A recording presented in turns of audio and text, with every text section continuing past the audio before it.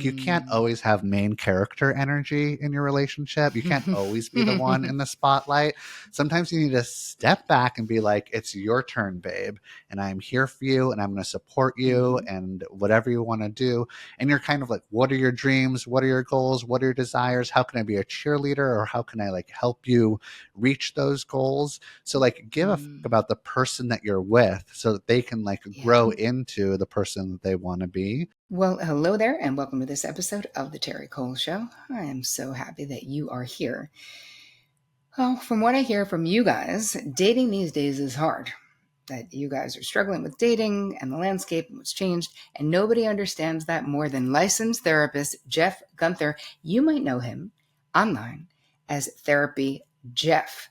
So that is exactly what I'm talking about in this interview with him today. Whether you're looking for marriage or just a fling, exploring your sexuality or discovering your attachment style, or really just trying to figure out what app is worth your time, I have to say, Jeff and I cover it in this interview, and he is talking about all the information that's in his brand new book called Big Dating Energy that just came out 2 days ago, How to Create Lasting Love by Tapping into Your Authentic Self. I hope that you enjoy my interview with Jeff, or Therapy Jeff as he's better known, as much as I enjoyed interviewing him. Oh God, you guys, I am so excited to welcome Jeff Gunther to the Terry Cole Show. Hey, Jeff. Hey, how's it going?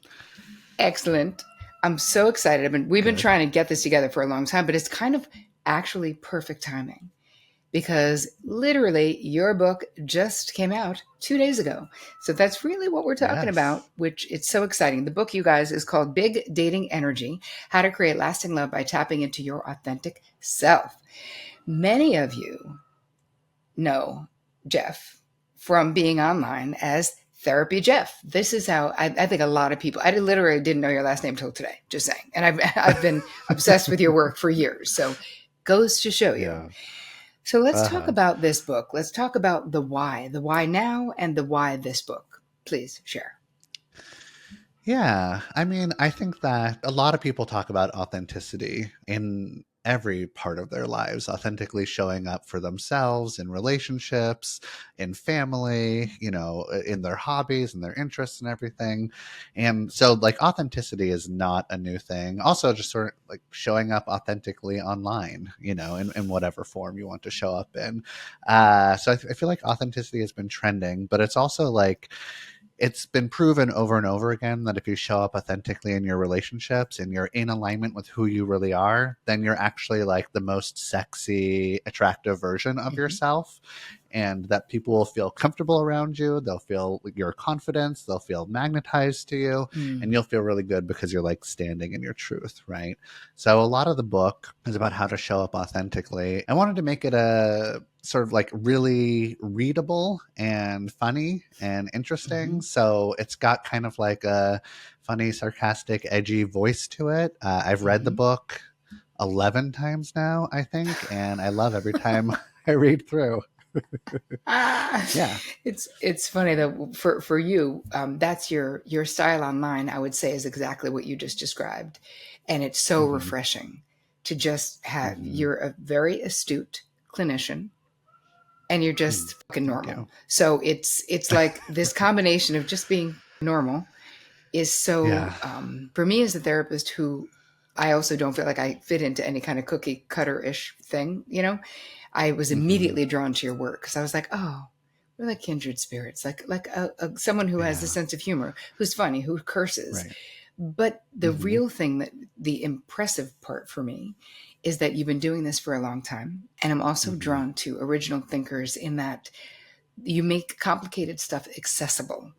So we go, Hmm. oh, people watching go, oh, I can get that. So for your own inspiration for this book, did you have personal experiences that influenced the content in the book? Yeah. I mean, yeah. So you're right. I've been doing this for a while. I've been a therapist for 20 years now. And I've been mostly seeing individual adults and couples, people in relationships. So I guess I still kind of do, but I used to like specialize in premarital counseling. I really Hmm. enjoyed seeing those couples who still loved each other, who got in like fun fights. I'll see the couples that are maybe together for 25 years and haven't fucked in 5 years or haven't Yep. talked to each other in 3 years. Like, but that's real bad vibes, man. So sometimes I recommend them to other therapists that really want to dig in. And I also used to specialize and still kind of specialize in working with people that feel really anxious in relationships. So the folks that feel scared to show up authentically in their Mm-hmm. relationships, they feel insecure, they feel like they need a lot of validation or reassurance. So a lot of the book and a lot of the content that I post online is taken from like my experience training in the past like 20 years. And of course, it's also taken from my own personal love life. I like to practice most of the things that I preach, and I think they work Hmm. out pretty good. And then, there's the other therapists that I enjoy, like, the legends in the field, like the Gottmans or something. Hmm. They're like very accessible and easy to read. But I always thought that the Gottmans needed sort of like somebody needs to write like more of a fresh take Hmm. on relationships. And so Yep. that was also kind of like inspiration for my book. Like, let's kind of, and most of the like demographics that follow me on TikTok, it's mostly Gen Z. On Instagram, it's mostly millennials and some Gen Hmm. Xers. So I was like, I'm going to talk directly to them, and Yep. I think it turned out pretty good. Hmm. Well, I think that this book really is the modern, like you have modernized it and put it into those categories because the world of dating has changed. Yeah. How we mate has changed. Hmm. So, what do you think are Hmm. the biggest changes with this younger generation? It's interesting because I think like if you ask millennials were some of like the first generation that was just like, okay, we're gonna do the dating apps. I think even before, I mean, I'm kind of like on the cusp. I was born in 1980, so on Hmm. either day, I can either identify as a Gen Xer or a millennial. And I got to see those like dating websites and dating apps coming up. And I remember back when they first were a thing back in like 2005 or 7 or something, it was really, you felt embarrassed Hmm. to Yep. sign up for those dating websites, and you felt a little humiliated, and you're like, oh, I'm doing this because maybe people are going to think that I can't meet people in real life. And then eventually, I think mostly when like Tinder was created and became an Hmm. app and became like kind of a trendy thing to do, then all of a sudden we started meeting people online, which was like fun and exciting and a novel Hmm. experience. But when you meet people through a dating app, you can only sort of like filter through people based on criteria that actually isn't that important for like a successful, healthy, long-term relationship, if that's what Hmm. you're looking for. Like you can Hmm. like filter people based on height. Who gives a shit? Like that's the Right. like the height of person doesn't determine their like relationship skills or their worth or Right. how good they are at like conflict resolution or something, or if they show up authentically. So there's like, like lots of filters that you can filter through on dating apps that don't really serve us.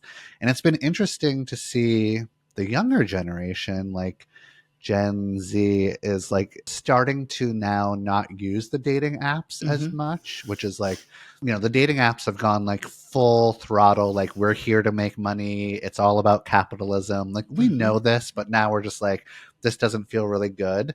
Yep. So they're like, the dating apps have an algorithm, just like TikTok and Instagram has an algorithm, and you have to pay the dating app in order to like get boosted in that algorithm and actually be matched with people. So it just feels gross. And Hmm. like the younger generations are now like still meeting people online, but in common spaces. Maybe like when they're playing Fortnite, the video game, or when they're in like a Reddit forum or something, they kind of Yep. like meet naturally online, which is an interesting thing. And I'm excited to see how the online dating apps react because they're not getting new users as much as they used to. Wow. That's um actually cool though. Like when you think about what you're yeah. saying, because those spaces where we Right. hang out and do things, we're actually doing something. Right. They mirror more naturally meeting people Right. in real life way more Hmm. than shopping for a date, which is what the dating apps are. Like you said, like we don't, you're not Yeah. asking someone on Fortnite that you're playing with how tall they are. Like probably, I'd imagine. Right. You're not. You're just like talking to them and having a good time, and your values and interests will probably intersect or overlap a lot, right? You're meeting Hmm. people in shared spaces that you care about, Right. right? Which is how we used to do it. And that worked pretty well for, all in all. We also are now kind of like, maybe, because of the online apps, or just because of like the political climate, there's a lot of relationships where it's just like, I'm only going to date people that have the same political views as me or the same values as me, when Hmm. before maybe there was like more room for, like, maybe we're on different ends of the spectrum, and that's, Hmm. I don't know, acceptable in this relationship, or we won't talk about certain things that would be really upsetting. But now there's Hmm. kind of like, no, we need to make sure that we're on the same page. It even, Yep. I don't know if you've seen it, but like it goes into like the therapy room too, where a client is like, who'd you vote for? Right? Yep. Like, where like I was trained to be like, I'm a blank slate. You don't get to know anything about me, right? Hmm. Like, you're not going to know my personal views. And if I do any self disclosure, it'll be very minimal or only, Hmm. clinically appropriate, of course. Hmm. So, but now it's sort of like, tell me who you really are so I can feel safe in this room with you, or I can feel Right. safe in the relationship, right?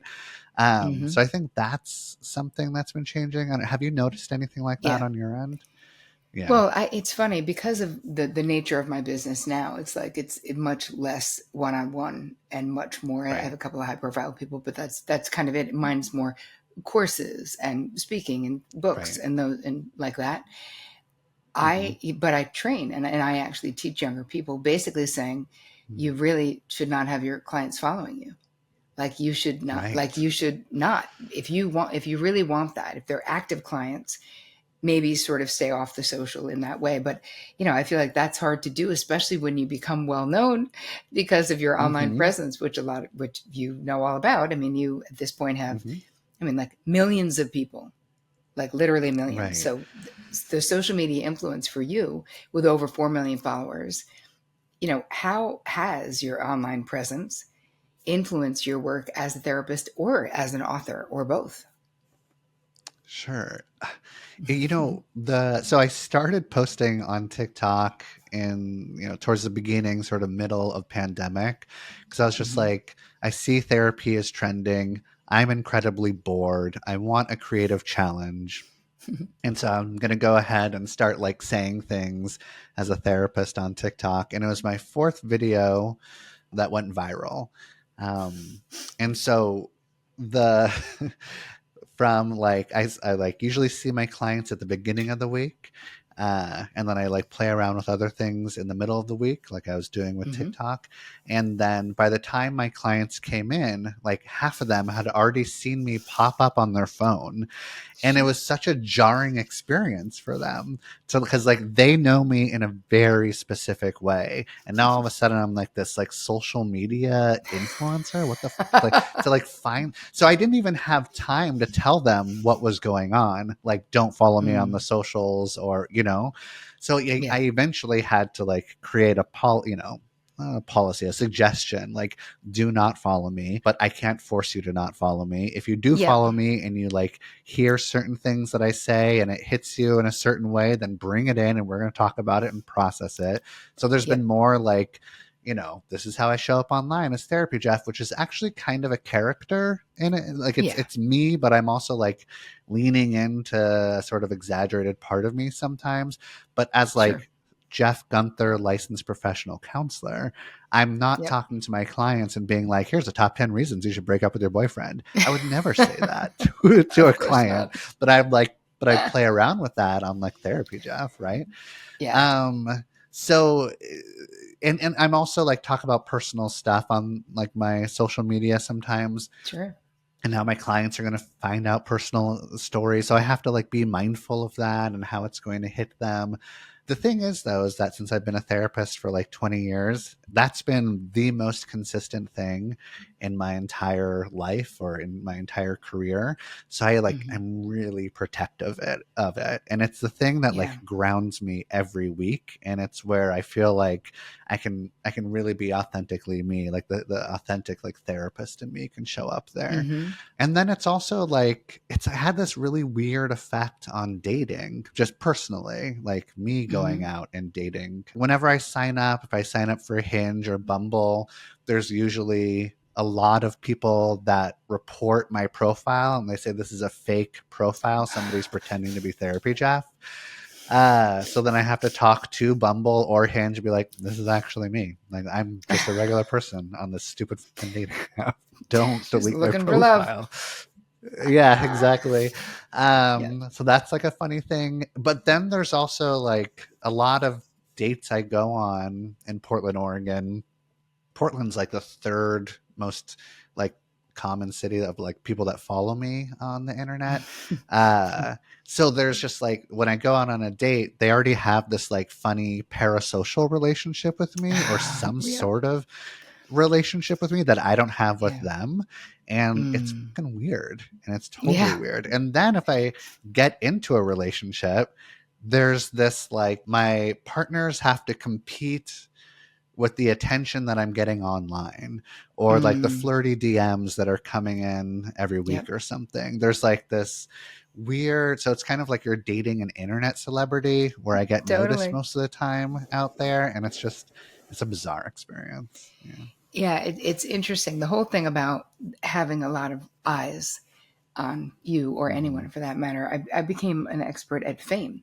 Like early on in my career, just started working with because I had been a talent agent before I became a psychotherapist.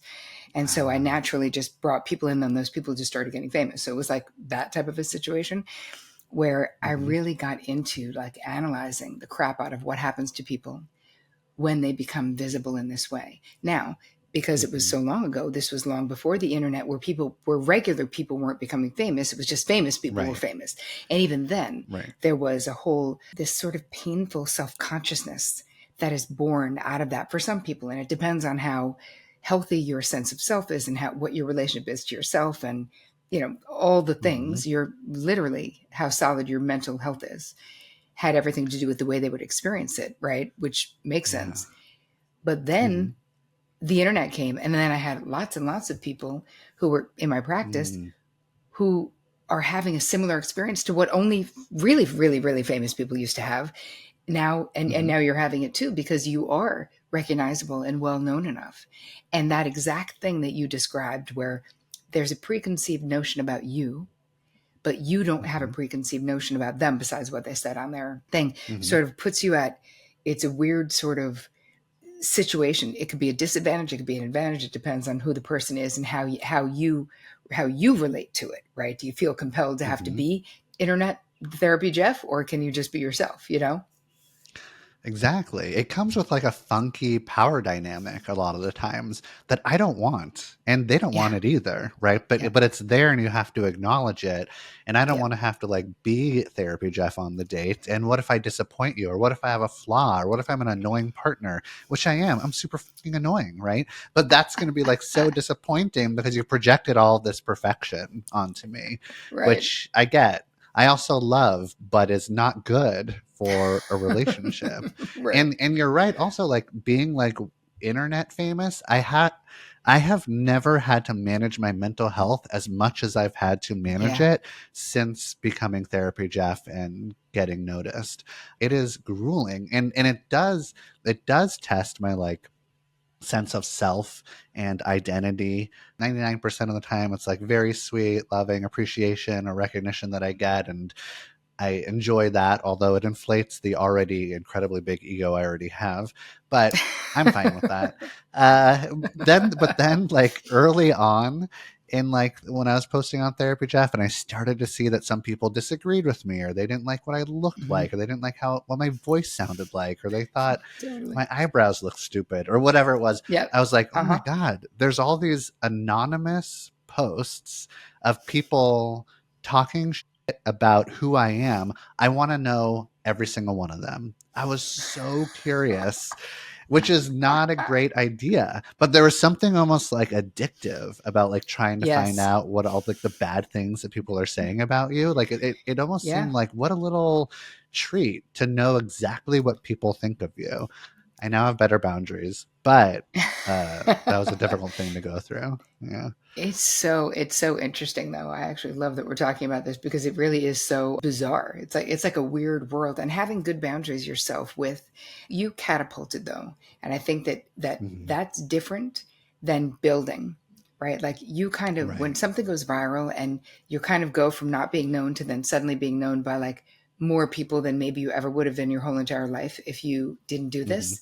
That's a Hmm. lot of like energy and eyes and whatever. I feel like the Right. building process, 'cause my burn has been more slow to a degree. Hmm. Hmm. You're preparing along the way because you have an incident, another incident, a Right. stalker, but luckily they live in Europe, so okay, it's not that bad. Like stuff that Right. you're like, how could I have a stalker? Like that is the weirdest thing in the world, and yet Yeah. these are things that actually happen. You know, Hmm. Hmm. weird. Yeah. Anyway, It's yeah. It's hard to prepare for that. yeah. Anyway, I want to talk Yeah. about your podcast as well because it's Hmm. big dating energy and this features a Hmm. mix of humor and vulnerabilities. You've got sort of both going on there. Is there any like anything memorable about your pod that a particularly impactful episode that you had or something that happened from having a pod that really influenced you? Yeah, I've had like lots of really sweet episodes on Big Dating Energy. I think it was the second episode I did was with one of the bachelorettes where we got to talk about the incredibly bizarre environment that she lived in on like reality love TV and how the producers are influencing you. I also talked to somebody from Love is Blind, and they talked about what it's like to be on those shows and the damage that you could Mm-hmm. go through. Like, it's also kind of similar to what we're speaking of. Like, all of a sudden, you're launched into the spotlight. Yep. So many people have opinions on you. Lots of Yep. people don't like you. Yep. They're like all commenting on your looks, Yep. and you don't get to control the final edit of the show, right? Like those Yep. are the producers, and they're going to show you the most dramatic way possible while also getting you drunk or not feeding you. You don't Yep. have access to phones, your friends, you know, so like it's just so those were a couple episodes I really enjoyed. I have like a psychic and a medium that I talk to who I think she's Mm-hmm. amazing. So I I love got it. her on the show, and we talked about like soulmates and are you destined to meet the love of your life? What if you Mm. don't? Like, how does that all work from like spirit world? So if you're into like the woo spiritual stuff, that's a really good episode. And Excellent. then there's like fun episodes with like comedians usually where I'm just like, here's 20 questions that I'm going to ask you. And a lot of them are like deep questions like, how did Mm-hmm. your parents show love? Or like Mm-hmm. what was like a memorable thing in your childhood that like shaped the way you were in relationship?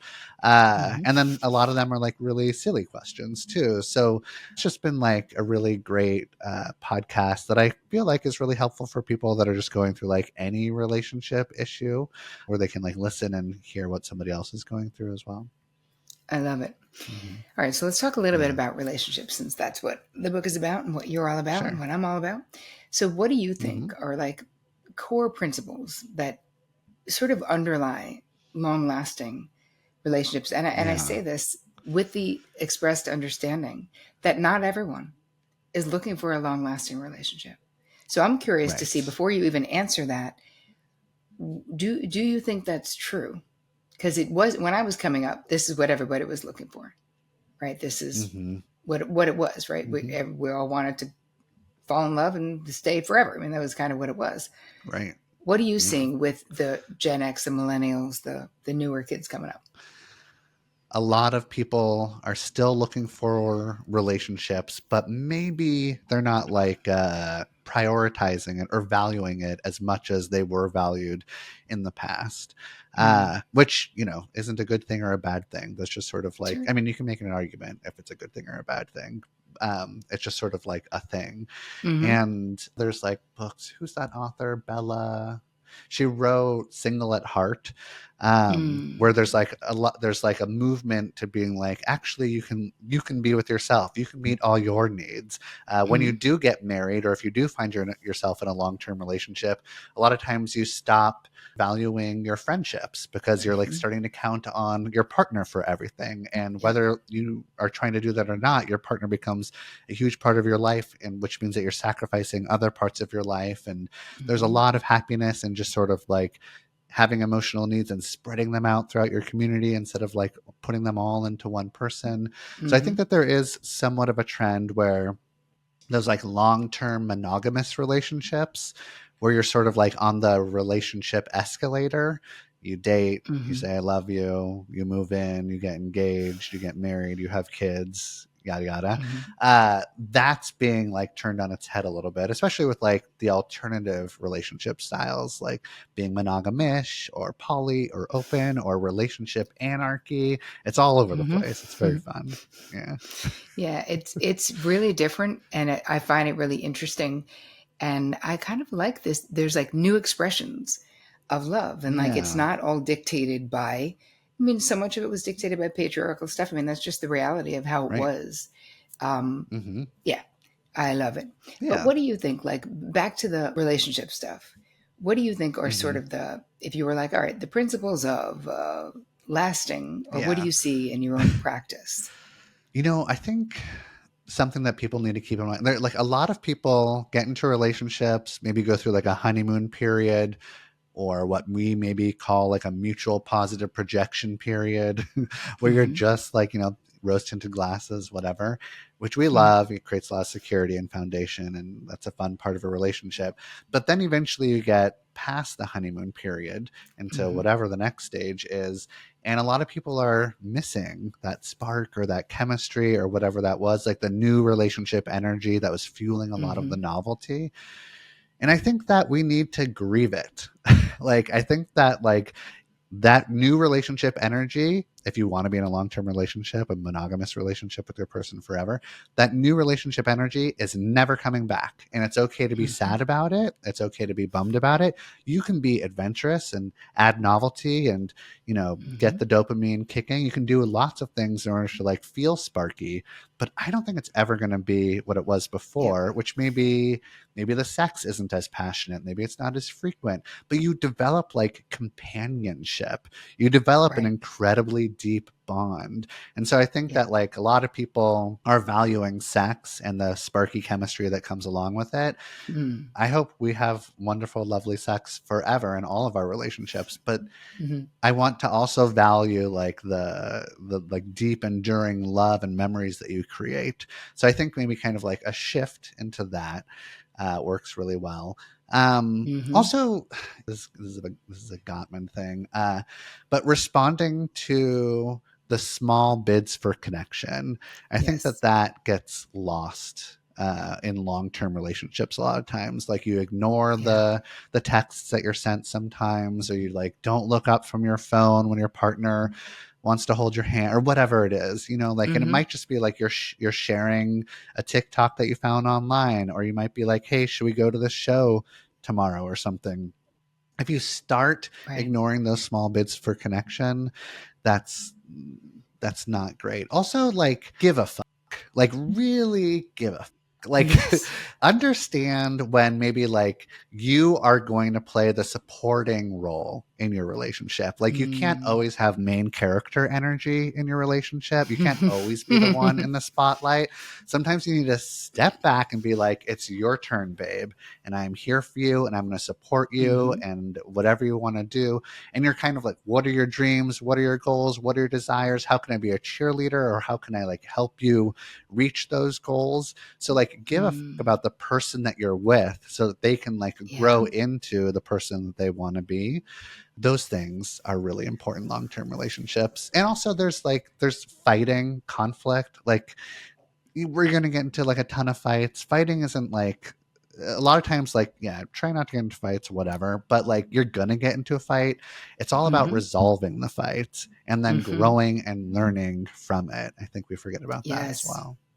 Oh my God, so many Mhm. things to say about those. But so yes, Yes. it's about the repair and not just the rupture.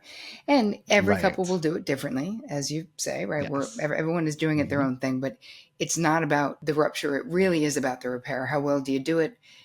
Are you having the same fight over and over again? Because that means you're not doing it Mhm. that well. Because we can actually Exactly. learn from fighting. I love the Gottman's work around the bidding and all the statistics around Mhm. couples who they consider masters of love.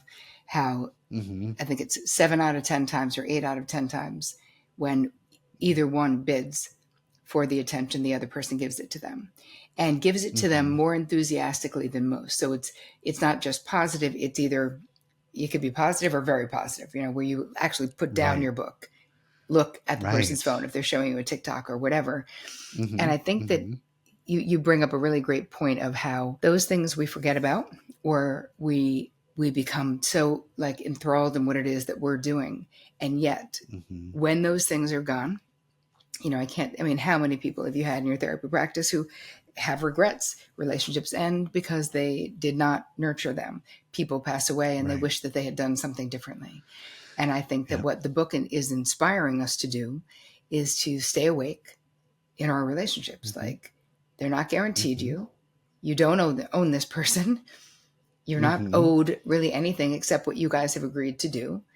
And Mhm. how important that is to remember when you're in a relationship. Because I mean, I've been with my husband 27 years, and it's not like a little bit of Mm. time, that's a long time. And Yeah. I also think being polite is important, like being Mhm. grateful, Mhm. where, Yeah. you know, like they don't work for you. Yeah. Oh my God. Yeah. No. Yeah. And showing appreciation in your Yeah. relationship forever is incredibly important.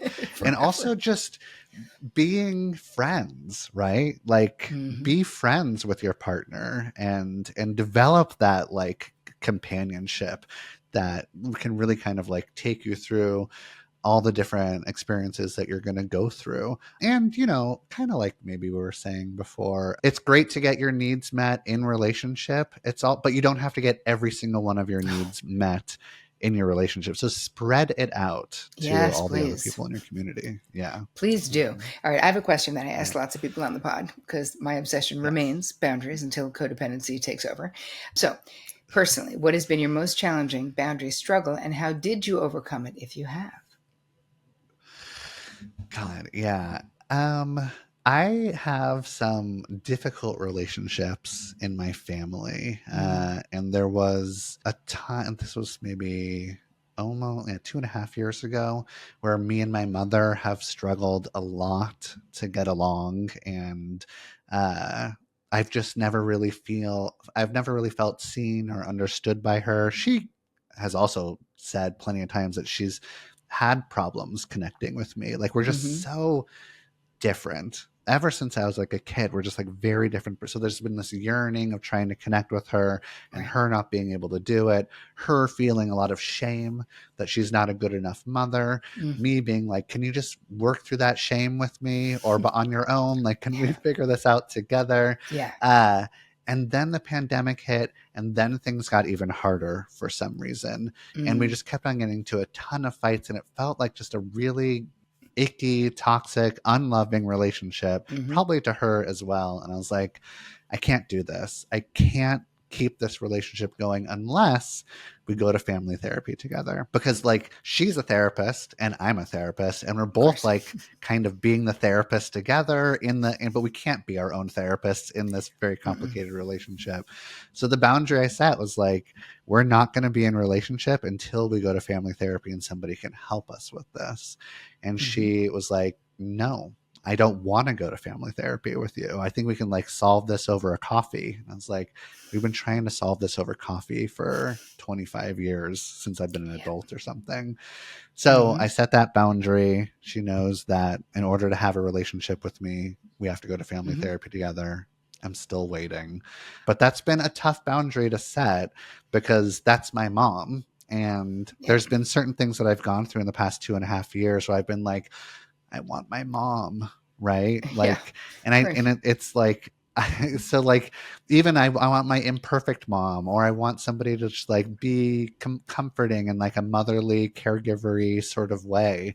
Yep. So I've been like tested. And also there's just sort of like a lot of feedback you get when you make a boundary with your mom or a parent, or Hmm. just like, cut them some slack. Come on. Like, what are you doing? They're going to die Hmm. one day. Do you want them? It's just so there's like, Hmm. I've had to not give in to that. Yep. So that's And been not be a shamed, difficult but one. like I appreciate Right. you sharing that and sort of knowing yourself. And nobody can Right. tell you, and obviously you know this, what your boundaries need to be for you. You know what Hmm. they need to be. And it takes a lot Hmm. of courage and strength Right. to not self Hmm. abandon in the Hmm. moments when you really want the Hmm. imperfect. But clearly, it's harming. It was harming you Right. and it was painful. So you're like, you have to stick to it. Yeah. That really is a very difficult boundary, but I so appreciate you sharing it. And good for you for sticking to it, even though it doesn't feel like good for Thank you. you. Yay. But it is good for you Right. mental health. Yay. You know, Exactly. Right. right You're on. right. You guys, Mhm. if you are just coming in, you have got to go get this book. It came out 2 days ago, Big Dating Energy: How to Create Lasting Love by Tapping into Your Authentic Self, by Therapy Jeff, otherwise known as Jeff Gunther. Tell Mhm. everyone where they can find you, please, even though I know, but you have to tell us. Yeah. You can look me up on Instagram and TikTok and YouTube as Therapy Jeff. You can go to therapyjeff.com if you want to learn more about me. You can also tune into the Big Dating Energy podcast. You can email me at jeff@therapyjeff.com. I read all the emails. So, yeah, I'm really happy to be here, and I'm excited for everyone to buy my book. And I've been working on it for a while, and I'm really proud of it. Super excited for you. Thank you so much for being with us today. Thanks. Bye.